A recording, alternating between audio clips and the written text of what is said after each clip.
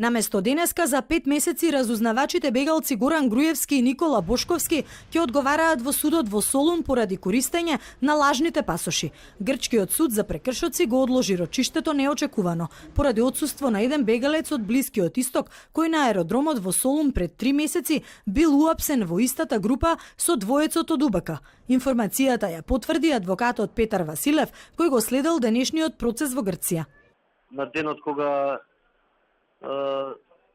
се приведени Горан Груевски и Никола Бошковски, се приведени повеќе личности, повеќе лица.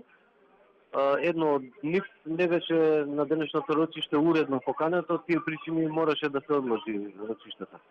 Иако другите претпоставки беа исполнети, беше доведен и преведувачот грчки на македонски јазик, немаме никаква информација зашто е толку долг рокот, а евидентно е дека е долг период.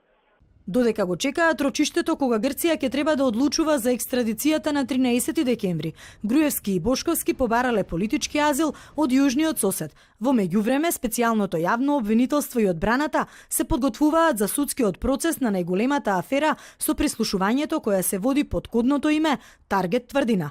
Процесот против двајцата разузнавачи, нивниот поранешен шеф Сашо Мијалков, екс-министерката Гордана Јанкуловска и уште 8 обвинети е закажан во Скопска единица за 22 декември.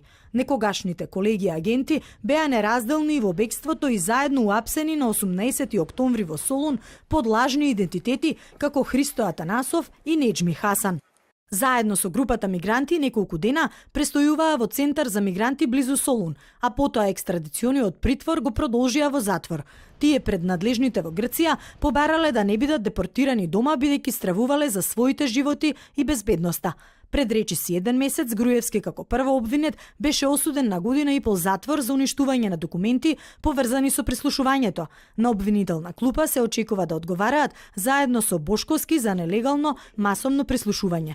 По денешната одлука дека судот во Солун треба на 17 мај наредната година да одлучува за фалсификуваните пасоши, неизвестна е нивната екстрадиција во земјава. Од Министерството за правда вела дека сите документи преведени на француски и грчки биле уредно и навреме испратени.